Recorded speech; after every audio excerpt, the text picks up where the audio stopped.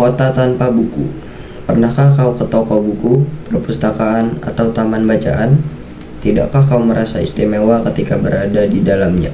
Di sekelilingmu ada berbagai tokoh dari dunia nyata dan khayal, tempat yang pernah kau kunjungi dan yang belum. Informasi dan cerita dari masa lalu, masa kini, dan masa depan. Semua berpadu, semua berada dalam genggamanmu. Saat berada di antara buku, tidakkah kau merasa seperti raja dan ratu? Ruang dan waktu seolah menyatu tanpa batas. Kau bisa terbang, melintasi sekat negara, dan melewati berbagai zaman. Kau bisa menyelam ke dalam samudera, melayang di angkasa, bercanda dengan aneka satwa, dan berkelana di tengah padatnya kota, juga di rimba raya. Kau tahu, buku adalah jendela dunia, kunci pengetahuan dan pintu wawasan.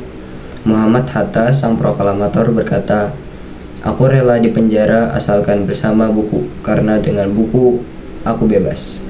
Melalui buku, manusia terbebas dari ketidaktahuan. Tempat-tempat yang dipenuhi buku adalah harapan berkembangnya pengetahuan dan wawasan. Apa jadinya jika kota tanpa buku? Pantaskah dia disebut kota? Di kota itu mungkin kabar datang dari sumber lain, dari koran, televisi, atau internet. Mungkin informasi dan cerita datang dari cerita nenek moyang, bagai dongeng-dongeng sebelum tidur. Irama warganya pun tiada beda. Bangun pagi, bertebaran di muka bumi untuk berbagai keperluan, untuk kembali pulang siang atau sore harinya. Setelah itu, mereka berangkat tidur dan memulai lagi hari berikutnya. Semua serupa. Di kota itu mungkin ada bangunan bernama perpustakaan. Di dalamnya, buku-buku berderet dalam rak yang tak terjamah. Tiada tangan yang meraih dan membuka halaman demi halaman dengan sukacita. Mungkin juga ada tumpukan buku di sudut-sudut sekolah yang sepi dan berdebu. Jarang dikunjungi, jarang dibaca. Buku-buku di sana teronggok tanpa nyawa. Bagaimana dengan kotamu?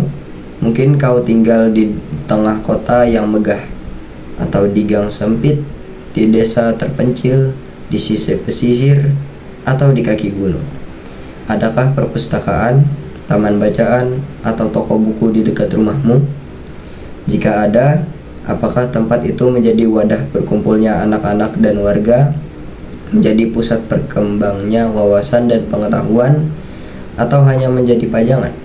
Maukah kau menjadi orang yang menghidupkannya, atau kamu mengunjunginya dan mengajak teman-teman membaca dan berbagi cerita di sana?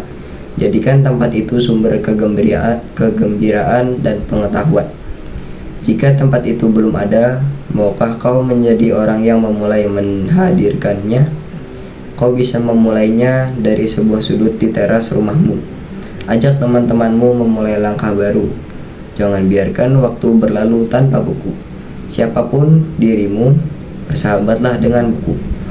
Dia akan menjadi teman sejatimu sepanjang waktu.